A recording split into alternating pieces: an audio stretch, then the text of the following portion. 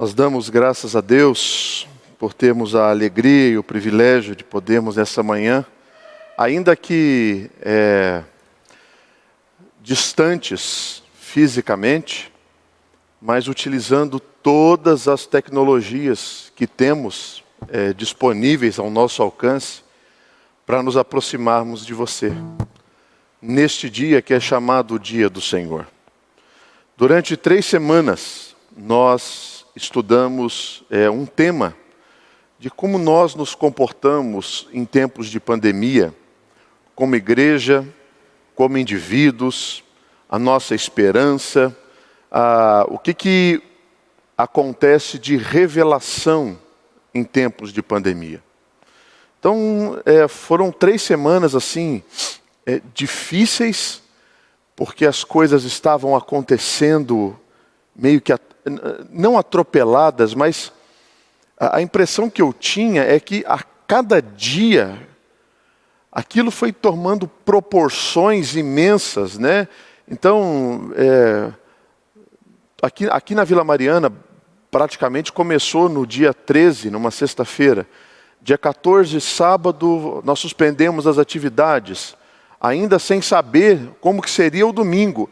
E aí no próprio sábado, quando as dimensões de notícias começaram a ser cada vez maiores, suspendemos também o culto público no domingo. E aí na segunda-feira, terça, quarta, então nós fomos tomados por esse ambiente pandêmico, e isso nos orientou em 3 semanas falando de reflexões sobre isso. Nessa semana, quando eu fui meditar na palavra, pensando no que poderia ser compartilhado com vocês no domingo, que eu fui perceber que o próximo domingo é o domingo em que nós celebramos a ressurreição. Nós tínhamos preparado uma série de mensagens de pelo menos 3 palavras sobre isso.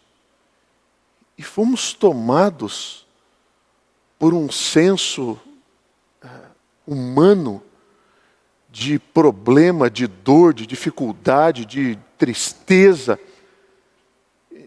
que me impediu de olhar para um calendário litúrgico da igreja e enxergar que no próximo domingo nós celebramos a ressurreição de Jesus. Tantas notícias ruins acontecendo, que eu estava me esquecendo de celebrar e de comemorar a ressurreição do meu Redentor. E aí, eu falei, não, a gente não pode deixar de falar sobre isso. As boas novas não podem deixar de serem anunciadas. Elas precisam continuar sendo anunciadas. Então hoje, nós começamos essa nova série de mensagens, chamada Eis o Cordeiro de Deus. E hoje, nós vamos trabalhar 2 aspectos desse Cordeiro. Quem ele é e o que ele fez. Então eu quero convidar você a abrir a sua Bíblia na carta do apóstolo Paulo aos Colossenses, capítulo 1, verso de número 13 ao verso 23. Colossenses, capítulo 1, verso 13 ao verso 26. Ele nos libertou do império das trevas e nos transportou para o reino do Filho do seu amor, no qual temos a redenção, a remissão dos pecados.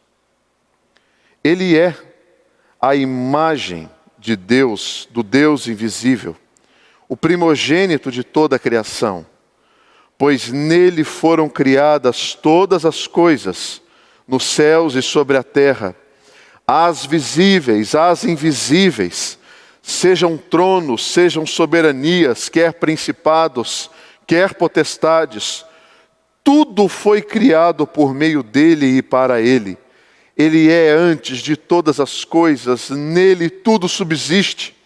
Ele é a cabeça do corpo da igreja, ele é o princípio, o primogênito de entre os mortos, para em todas as coisas ter a primazia.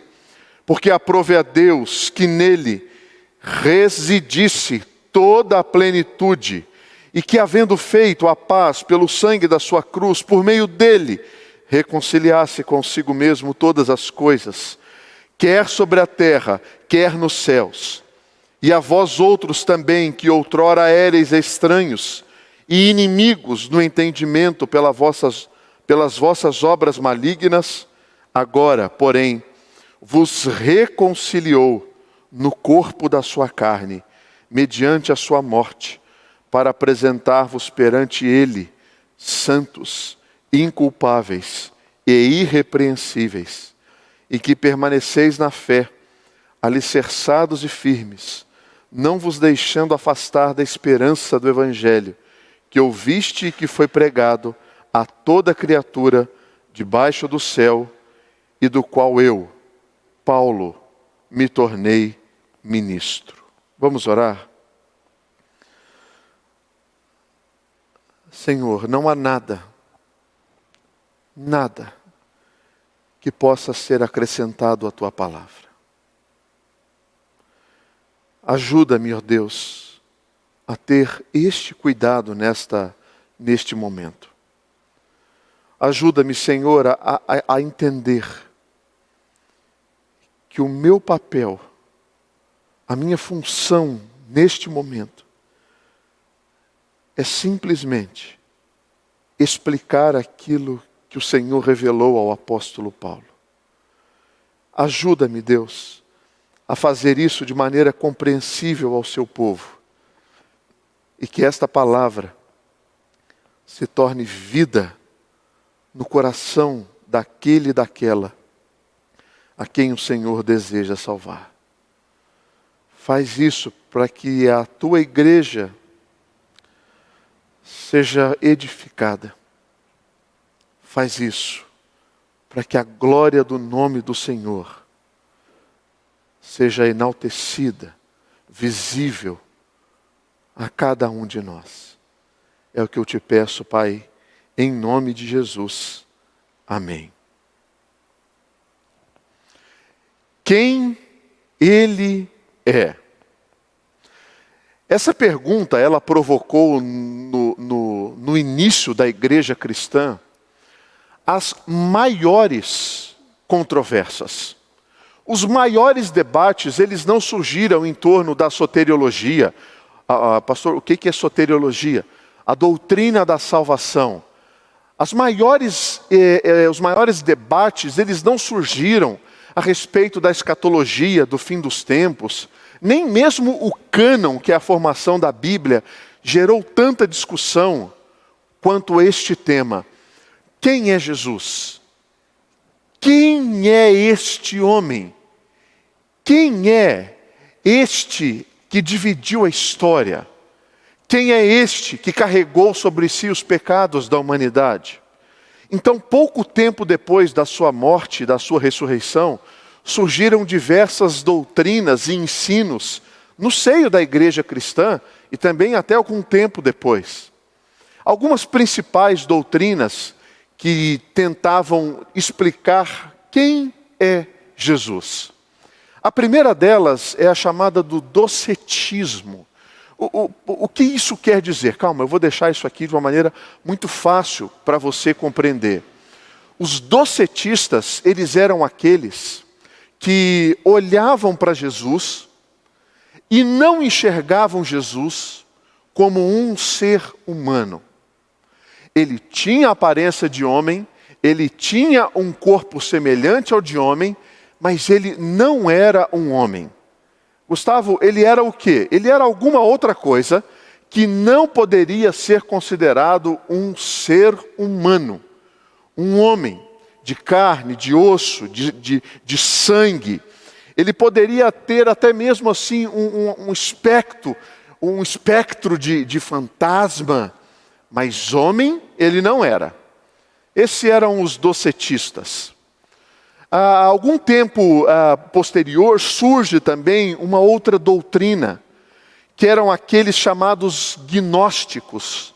Eles vinham já de uma filosofia platônica antiga, que acreditava que toda e qualquer matéria, tudo aquilo que for relacionado ao corpo, é considerado ruim, é mal, não é bom. E se Jesus é Deus, os cristãos que tinham essa influência gnóstica não poderiam, em hipótese alguma, afirmar que Jesus Cristo encarnou. Porque como que o Deus Santo, Trino, puro, onisciente, onipotente, onipresente, poderia adquirir em si uma característica má, ruim, corporal? Isso então não existe, não pode ser.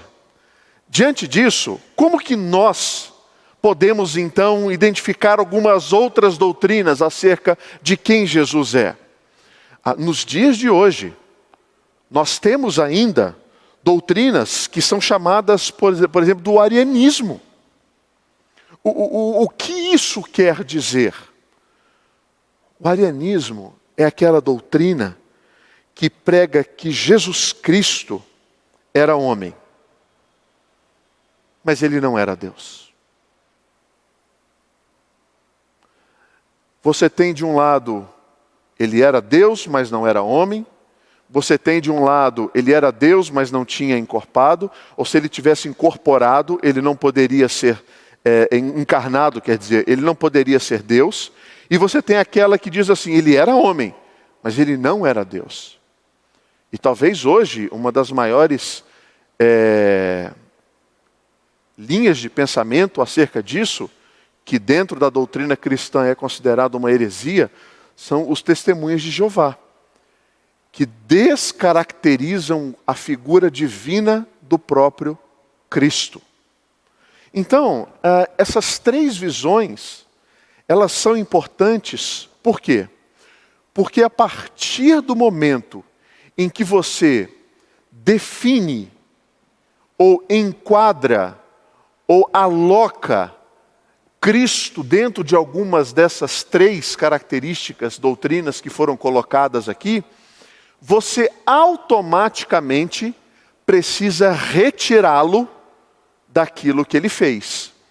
Porque aquilo que Cristo é, está ligado intimamente, solidamente com aquilo que ele fez.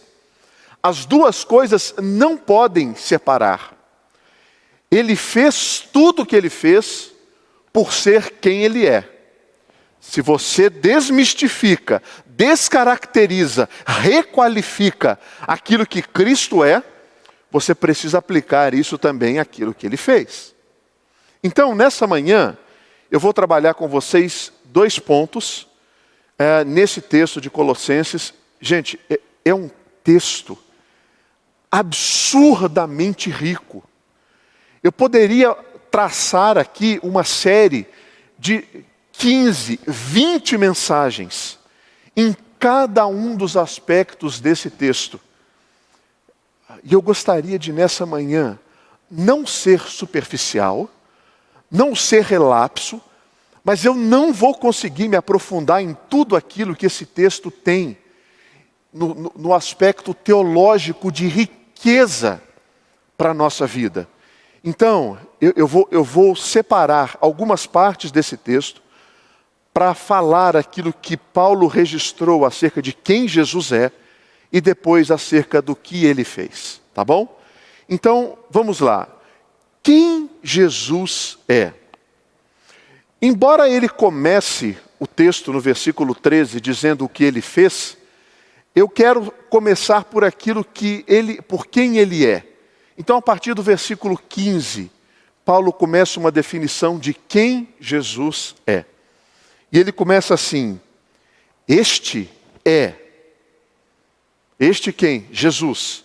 Este é a imagem do Deus invisível, o primogênito de toda a criação. No versículo 17 ele diz, ele é antes de todas as coisas. No 18, ele é a cabeça do corpo da igreja. E ele continua, ele é o princípio, o primogênito de entre os mortos.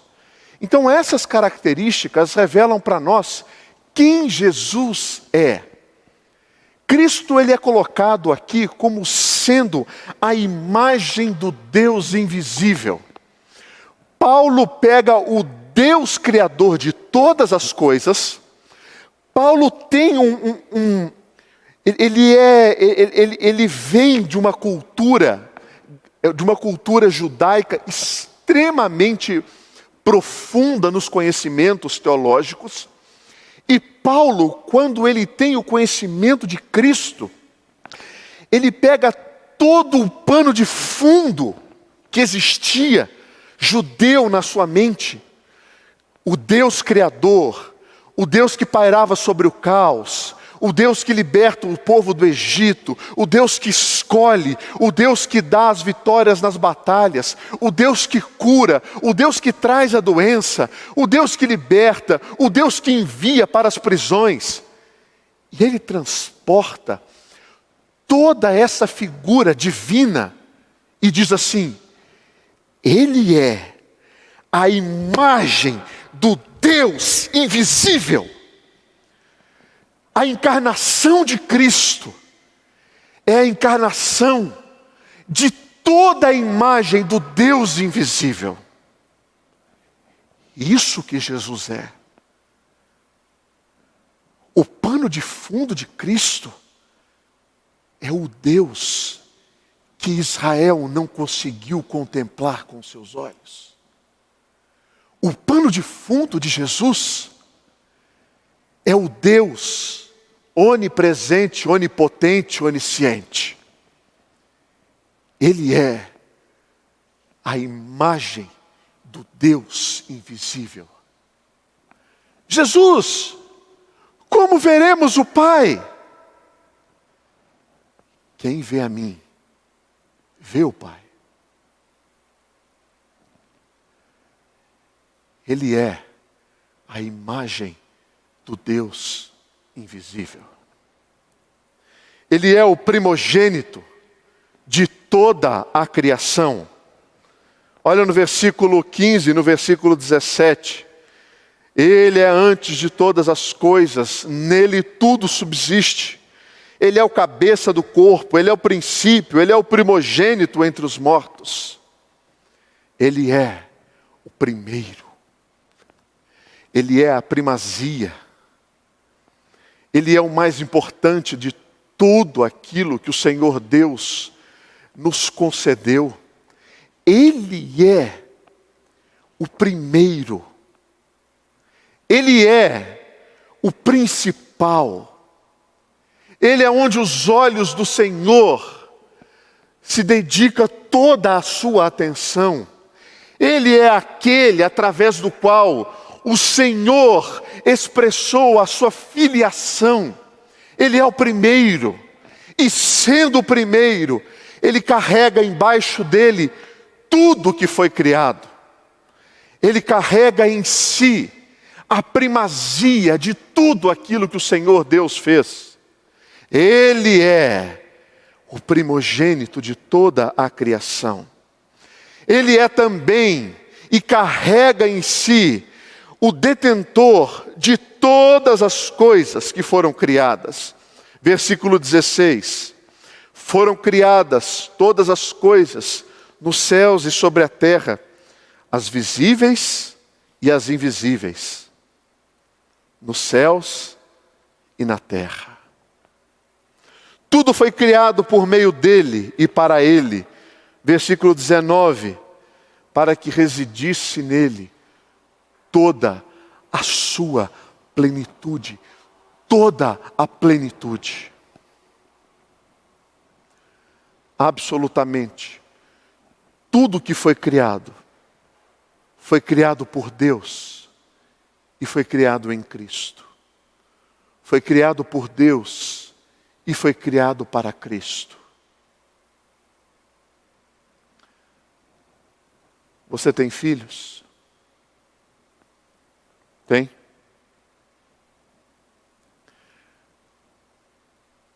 Você não se relaciona com seus filhos assim? Filho, papai queria te dar um presente. é seu aniversário. E você dá um presente para ele.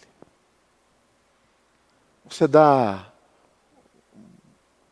dependendo da idade, um carrinho, dependendo do sexo, uma boneca, dependendo da sua condição financeira, uma viagem, um carro, uma excelente faculdade. Você faz isso porque você ama. Deus fez todas essas coisas por Cristo e em Cristo. Tudo foi criado por meio dele e para ele. Quem é ele? Ele é o primogênito de toda a criação. Ele é aquele por meio todas as coisas foram criadas. Ele é o Verbo. Ele é a imagem do Deus invisível. Ele é aquele que carrega em si toda a plenitude. Ele é aquele que é chamado Filho de Deus. Este é Jesus. 100% homem. 100% Deus. Nas suas veias corria um sangue. Jesus tinha tipo sanguíneo. Jesus carregava nas suas veias os hormônios que nós carregamos. Jesus tinha um coração que pulsava, uma mente que pensava, olhos que precisavam de lubrificação. Jesus precisava fazer a sua limpeza corporal. Mas ele também é aquele 100% Deus, a segunda pessoa da Trindade, o Filho, o Deus encarnado, aquele que carregou sobre si tudo aquilo que contaminou a criação. Portanto, nós não cremos no gnosticismo, no arianismo, no docetismo. Nós cremos que a Bíblia é suficiente para dizer quem Cristo é. Mesmo que isso não encontre espaço dentro da explicação humana. Porque onde acontece o limite da razão, a fé é o próximo passo. 100% homem, 100% Deus. Eis o Cordeiro de Deus. Quem ele é?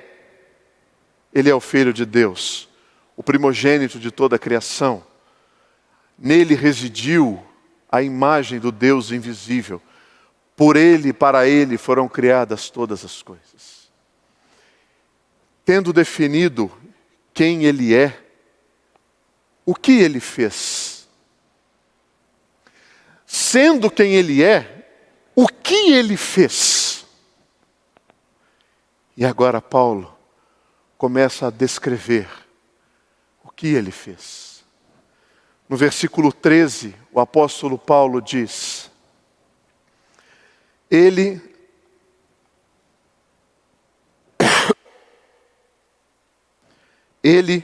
nos libertou do império das trevas e nos transportou para o reino do Filho do seu amor. Duas palavras importantes para serem entendidas neste versículo: império e reino. Duas palavras que fazem muito sentido naquilo que ele fez. O que ele fez? Ele nos libertou e nos transportou. Esta afirmação libertar, ela tem uma relação muito direta com uma linguagem de guerra, uma linguagem de quem está na batalha, uma linguagem de quem está enfrentando. Obrigado, Gabi.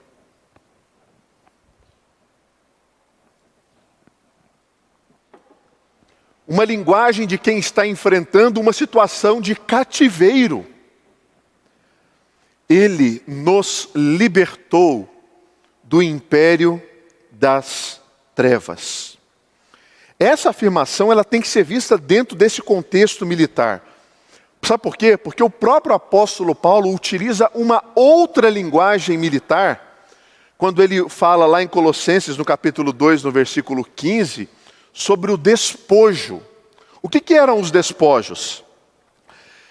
Despojos eram aquilo que era o resultado da vitória de uma da vitória de uma guerra. O resultado de um exército que era completamente aniquilado por outro.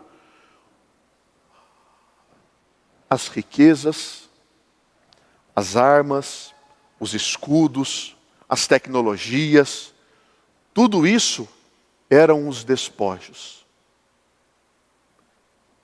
Jesus Cristo nos libertou do império das trevas. Jesus fez isso por nós. Império é tudo aquilo que é conquistado à força. Reino já não tem mais essa característica. O império, existe uma pessoa forte que conquistava na guerra, que subjugava os seus habitantes. O reino, ele é composto de leis, de ordem e de amor. O que Jesus fez? O que ele fez?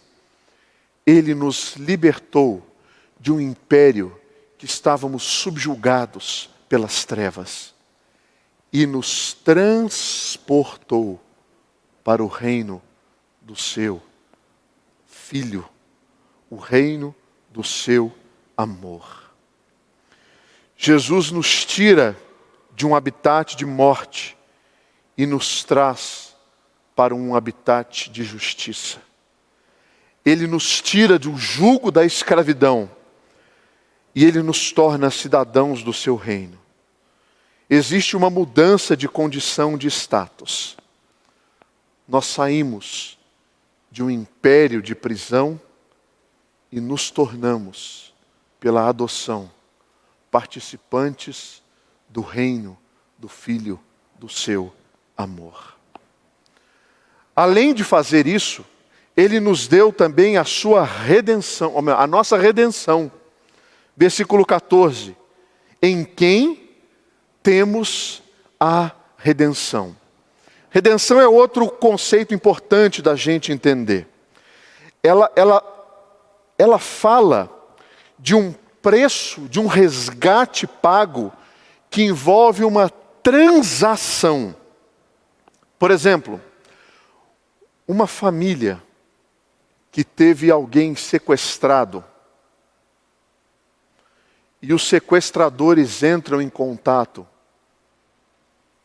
eles exigem um resgate.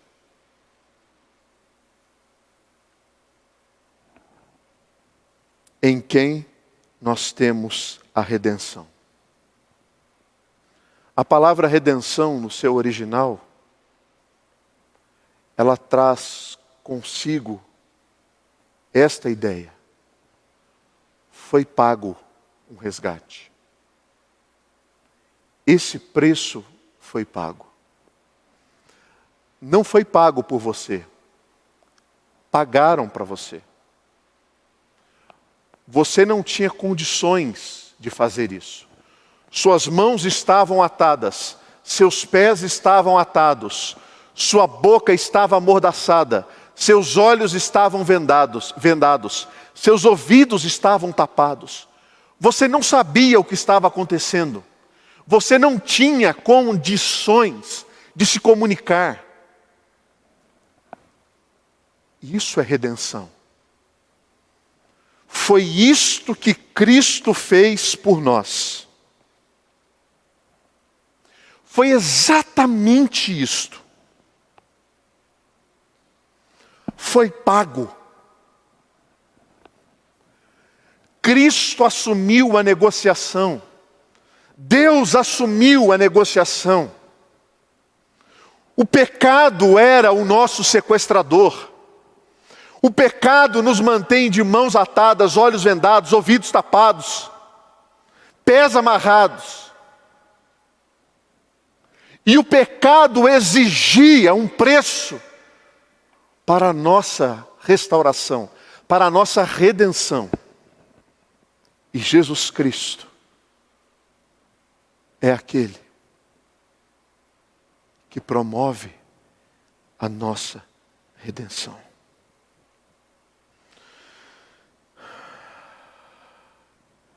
Existem, e existe no nosso país, uma cultura sacrificial.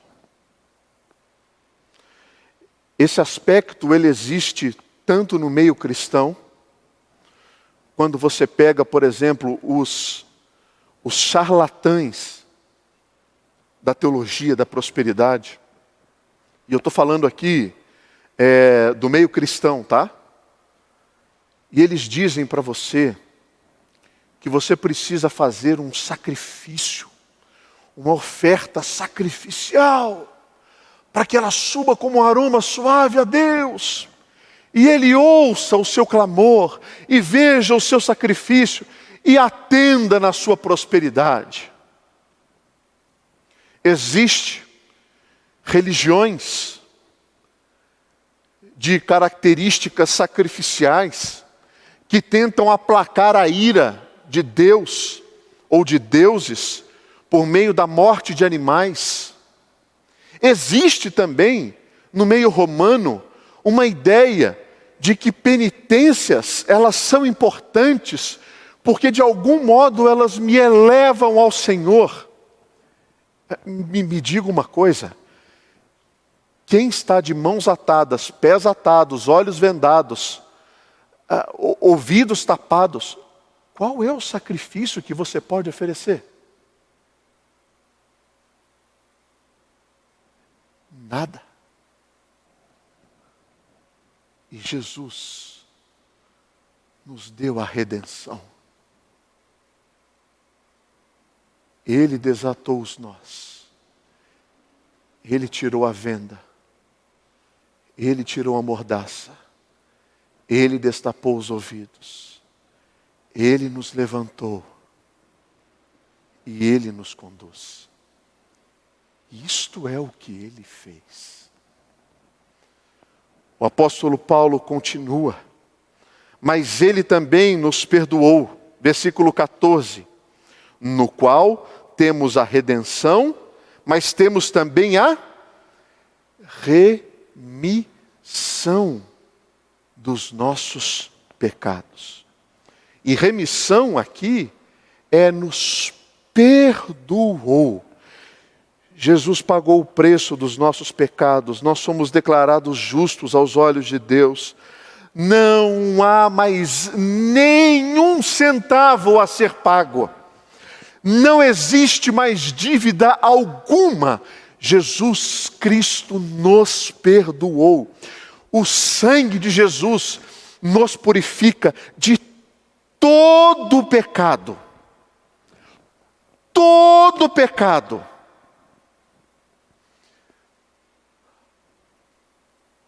A morte de Cristo Jesus é o centro da história do cristianismo. A morte de Cristo Jesus é o centro da história de Deus no relacionamento com o homem. Centro em que sentido? Todos aqueles homens que viveram antes da morte de Cristo, Adão, Eva, Isaac, Abraão, Noé, Jacó, profetas, reis, toda essa humanidade que viveu antes do sacrifício de Cristo, eles tiveram o perdão por meio da fé que um dia viria o Cordeiro de Deus.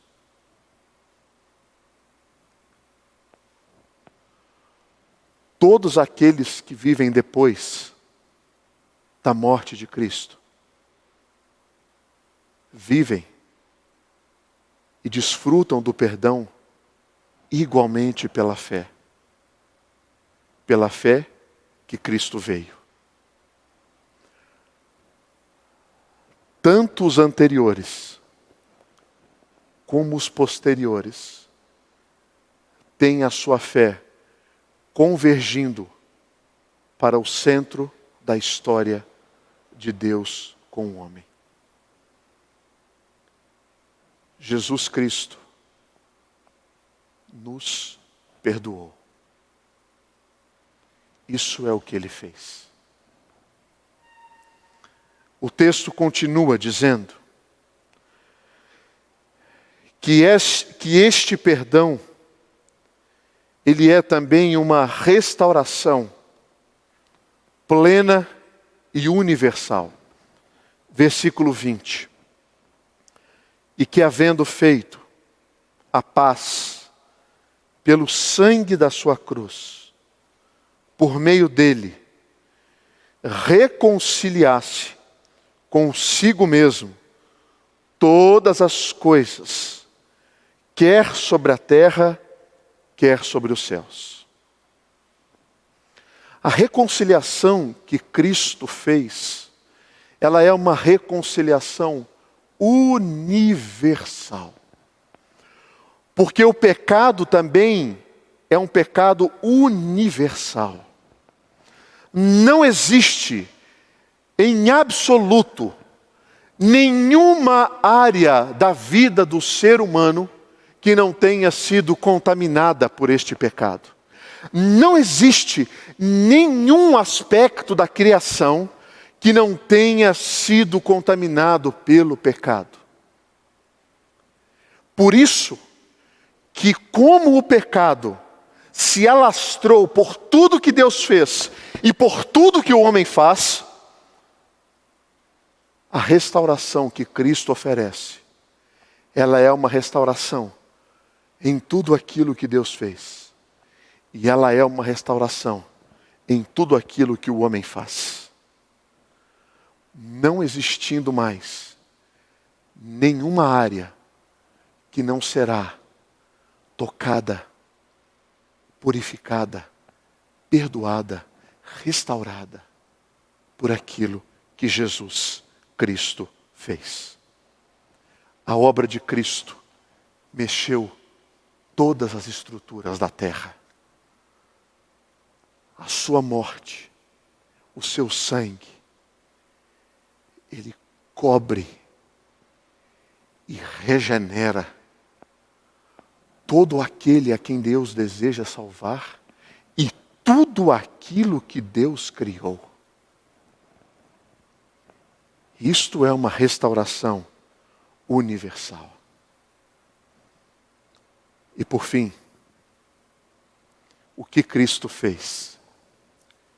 Ele nos qualifica como justos diante de Deus. Versículo de número 21 e 22. E a vós outros também, que outrora éreis estranhos e inimigos, no entendimento pelas vossas obras malignas, agora, porém, vos reconciliou no corpo da sua carne, mediante a sua morte, para apresentar-vos perante Ele, santos, inculpáveis e irrepreensíveis. Uau! Vocês, nós, que éramos considerados o pior, o menor, o mais imundo, o mais sujo, o mais contaminado, o mais podre, o mais terrível. Agora, porém, vos reconciliou no corpo da sua carne, mediante a sua morte. E por isso nós podemos ser transportados. Por isso, nós somos colocados num patamar que nunca alcançaríamos. Nunca. Não existe meritocracia. Não existe merecimento. Não existe força de vontade. Não existe capacidade humana que fosse capaz de nos colocar diante de Deus, santos, inculpáveis e irrepreensíveis. Isso não existe. Isso só foi possível porque Cristo Jesus, no seu corpo, nos purificou e nos colocou diante de Deus, santos, sem culpa algum e sem possibilidade de sermos repreendidos. Agora, presta bastante atenção. Presta muita atenção nisso que eu vou falar. Não é porque Deus está olhando para nós e enxergando o meu coração e a minha vida. É porque como eu estou no corpo de Cristo, e eu sou colocado diante de Deus, Jesus é que está sendo colocado diante do Pai. Deus não está vendo o Gustavo pelos méritos dele. Deus está vendo o Gustavo pelos méritos de Cristo. Deus está vendo você na sua casa, não por você. Deus está vendo você pelos méritos de Cristo. E pelos méritos de Cristo, nós somos santos, inculpáveis e irrepreensíveis. Isto é o que ele fez. Eis o Cordeiro de Deus. Quem ele é? O que ele fez? Existe uma passagem bíblica no livro de Jó, no capítulo 4, versos 17 a 19, eu acredito que esteja sendo projetado aí para você, que diz assim: seria porventura o mortal justo diante de Deus? Seria acaso o homem puro diante do seu Criador? Eis que Deus não confia aos seus servos, e aos seus anjos atribui imperfeições, quanto mais aqueles que habitam na casa de barro, cujo fundamento está no pó, e são esmagados como a traça. Você acha mesmo que você pode ser colocado diante de Deus, santo, sem culpa e sem repreensão pelos seus méritos?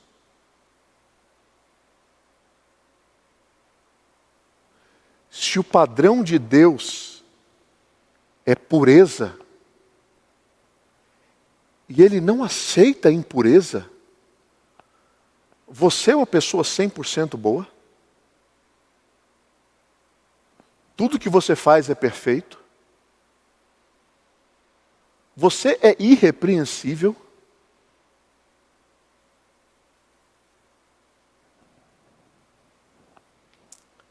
É por isso que diante dele só estarão aqueles que tiveram as suas vestes lavadas no sangue do Cordeiro. Apocalipse, capítulo de número 7, versículo 9, 13 e 14. Esse trecho de Apocalipse diz assim: um dos anciãos tomou a palavra dizendo: estes que se vestem de vestiduras brancas, quem são e de onde vieram? Respondi-lhe: meu Senhor, tu o sabes. Ele então me disse: são estes os que vieram da grande tribulação e lavaram as suas vestiduras e as alvejaram no sangue do Cordeiro. Aleluia. É isso que Jesus faz. Isto é o que ele fez. No século XI, existiu um monge, se eu não me engano, beneditino, chamado Anselmo de Cantuária. E ele disse o seguinte: não há ninguém que possa satisfazer a justiça de Deus, exceto Deus mesmo. Foi isso o que Jesus fez. Foi isso que Deus fez. Jesus Cristo morreu para que nós tivéssemos vida eterna. Recapitulando, e logo após a gente vai passar por uma música que diz tudo isso que nós pregamos nessa manhã. Quem Ele é? Ele é a imagem do Deus invisível. Ele é o primogênito de todas as coisas. Ele é aquele a quem recebeu o privilégio de tudo ser criado para Ele e tudo ser criado por meio dele. Ele é aquele a quem foi o cabeça, Ele é o cabeça, Ele é o princípio, Ele é a primazia, e nele residisse toda a plenitude. O que Ele fez? Ele nos libertou do império das trevas e nos transportou para o reino do Filho do seu amor. Quem é Ele? Ele nos deu a redenção dos nossos pecados. Quem é Ele? Ele nos perdoou de todas as nossas iniquidades. Quem é Ele? Ele é aquele que fez uma restauração universal. Quem é Ele e o que Ele fez? Ele nos purifica de todo o nosso pecado, nos qualificando para estarmos diante de Deus, santos, inculpáveis e irrepreensíveis. Por isso, nesta semana, que é chamada Semana Santa, que prepara o nosso coração para a celebração da ressurreição, eu apresento para você: eis o Cordeiro de Deus.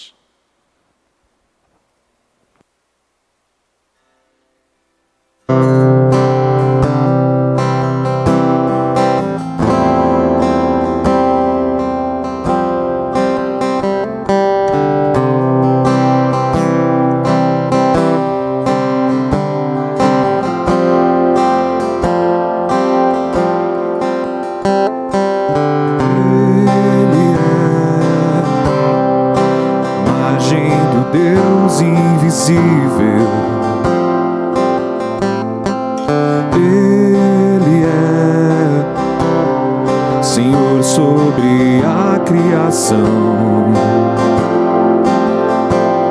pois dele foram criadas todas as coisas, nos céus e na terra. Sejam tronos, soberanias, poderes ou autoridades, Ele é antes de tudo e a todos sustenta pela palavra, pois foi do agrado de Deus que em tudo Ele tenha supremacia.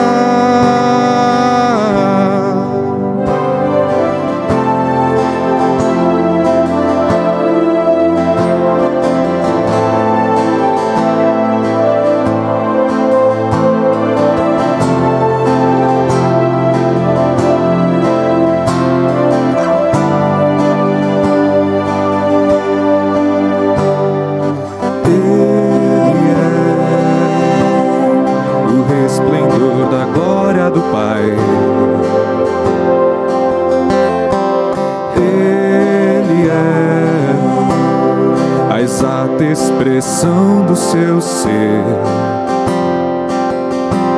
pois nele foram criadas todas as coisas, nos céus e na terra, sejam tronos, soberania, poderes ou autoridades.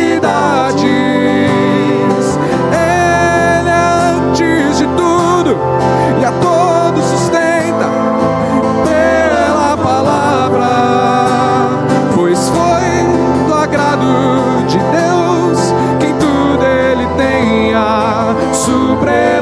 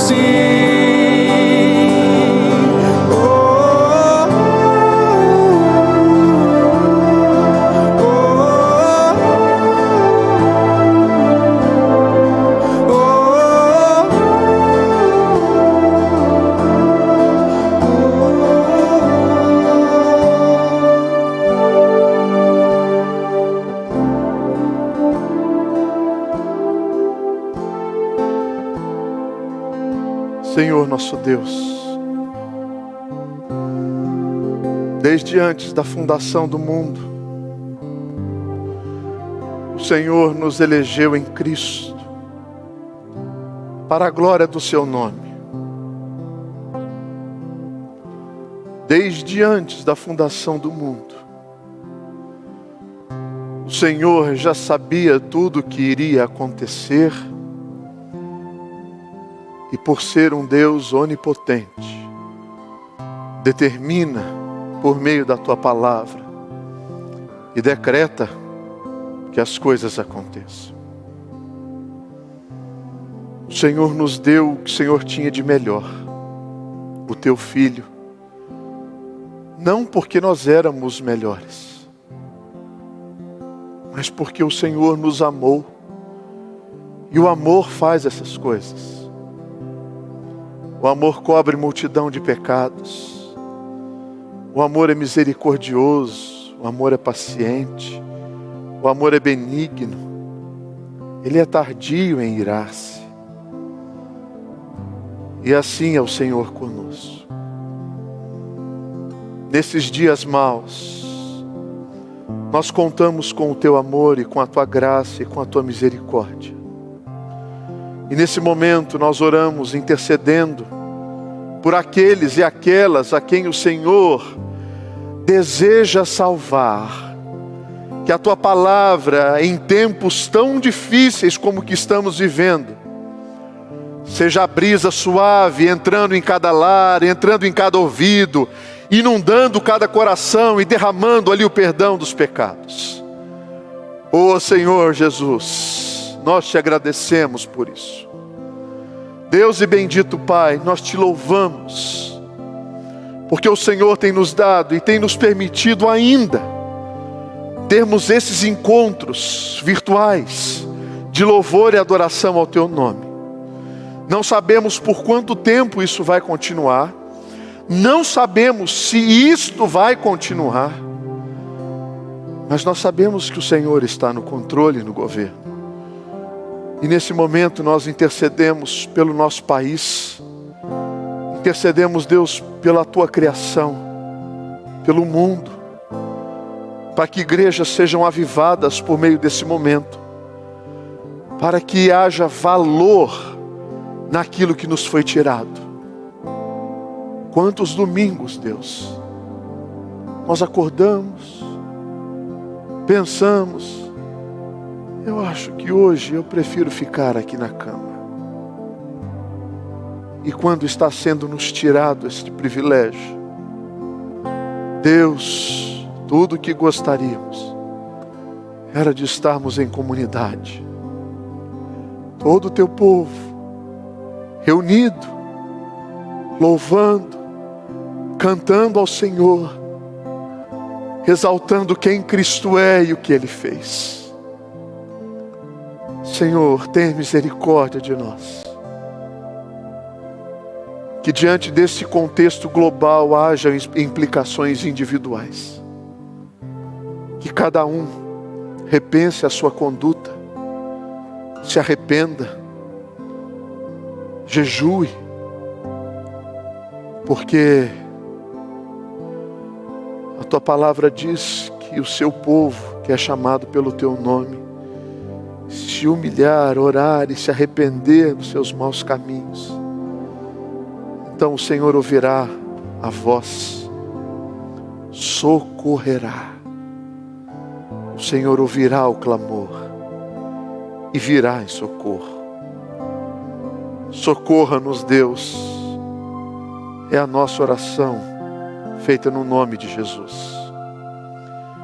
Nós intercedemos por todos aqueles e aquelas que são profissionais da área da saúde e estão saindo de casa todos os dias, entrando em contato direto com enfermos. Que eles sejam a mão do Senhor na cura dessas pessoas. Nós oramos, Deus, pelo nosso governo e por essa divergência de informações. Senhor, como que um reino pode subsistir se ele estiver dividido? Dê à igreja do Senhor no Brasil e no mundo unidade. Que as diferenças doutrinárias sejam, Deus, muito menores do que a nossa unidade salvadora no sangue de Jesus Cristo.